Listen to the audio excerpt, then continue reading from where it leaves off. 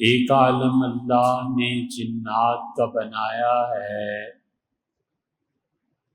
اور ہم اہل السنہ کے عقیدے میں یہ بات شامل ہے کہ جنات کا وجود ہوتا ہے۔ جنات نظر نہیں آتے، لیکن یہ کوئی دلیل نہیں ہے کہ ہم ان کے وجود کا انکار کر دیں۔ ان کی اپنی ایک دنیا ہے، اور ان کی دنیا میں ایسے جنات ہیں جن کی نظر لگ جاتی ہے۔ ایک جہان ہے پورا، اور اس میں ثواب و عذاب جنات کا ہے۔ حضرت رسالت مآب صلی اللہ علیہ وسلم کی زندگی میں بھی بہت واقعات پیش آئے ہیں۔ اس لیے ہمارے ہاں جو لوگ ان جنات کا انکار کرتے ہیں یا عقلی دلائل پر اڑ جاتے ہیں، وہ در حقیقت اہل السنہ کے مسلک سے ہٹتے ہیں۔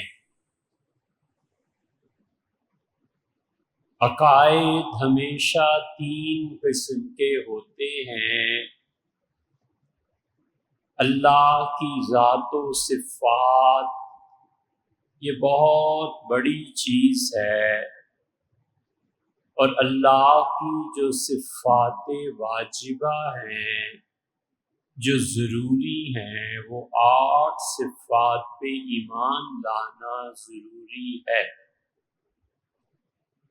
علم، قدرت، سمع، بصر، اختیار، ارادہ، حیات اور تکوین۔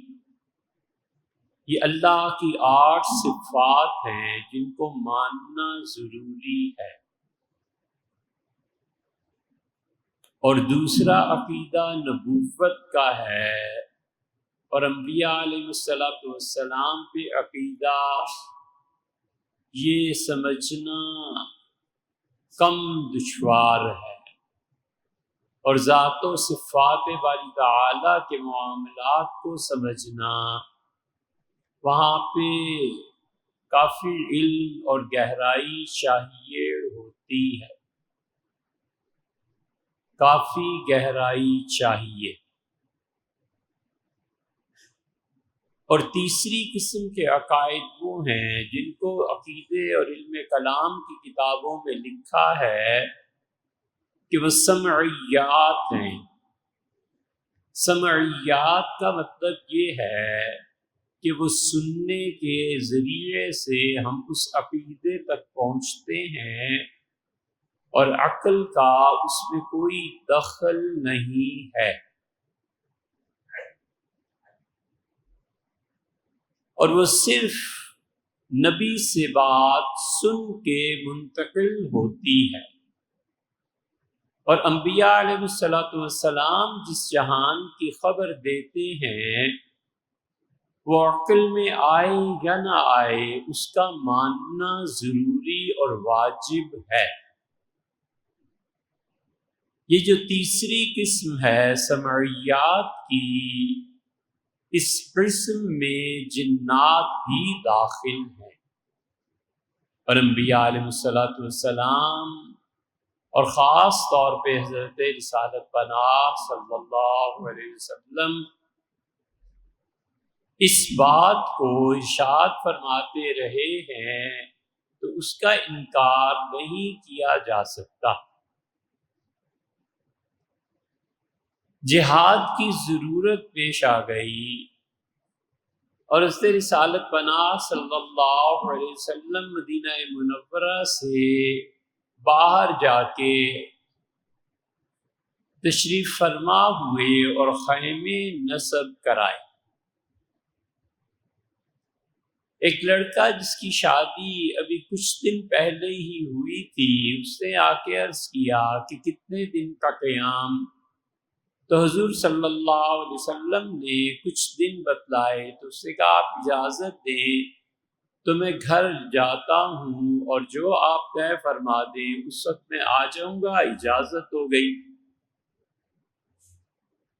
اور وہ گھوڑے پہ سوار ہوا اور اپنی گلی میں جب پہنچا تو اس نے دیکھا اس کی بیوی ننگے سر پاؤں گھبرائی ہوئی دروازے پر کھڑی ہے۔ اسے غیرت آئی اور اس نے اپنا نیزہ اٹھایا تو اس سے منع کیا کہ کچھ نہ کرنا،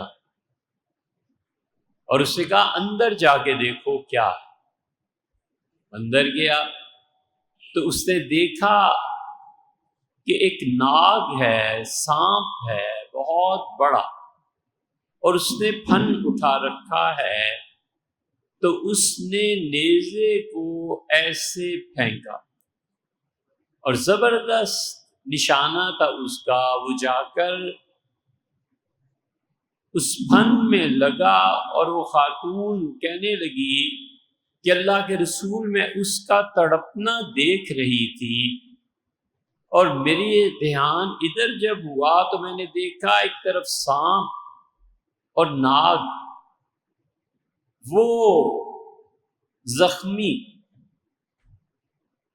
اور دوسری طرف میرا شوہر گرا ہوا ہے زمین پہ اور وہ بھی تڑپ رہا ہے۔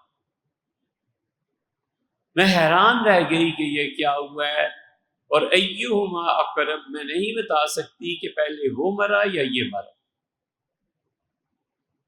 حضور صلی اللہ علیہ وسلم نے فرمایا یہ جنات تمہارے یہاں رہتے ہیں، اور اگر آئندہ کوئی نظر آئے تو اسے منع کرنا کہ ہمارے گھروں میں مت آؤ، پھر دوسری بار، پھر تیسری بار، اور اس کے بعد بھی اگر یہ نظر آئیں تو انہیں قتل کر دینا۔ اس لیے ان جنات کا بھی اثر انسانوں پر پڑتا ہے اور ان کی نظر لگ جاتی ہے۔ اللہ نے ایک اور عالم جانوروں کا پیدا کیا ہے، کتنے عالم گنیں گے آپ؟ یہ جب کھدائیاں ہوں گی اور سمندروں کی بھی تہ میں جائیں گے تو کئی عالم ایسے دریافت ہوں گے جہاں اب تک ہماری رسائی نہیں ہے۔ اب چاند میں بھی ایک غار نظر آ گیا ہے، اور زمین جیسی ایک زمین کہیں اور بھی نظر آ گئی ہے۔ اللہ ہی جانتا ہے کہ یہ تحقیقات کہاں تک پہنچیں گی، مگر اللہ کل عالمین کا، تمام عالموں کو پالنے والا ہے۔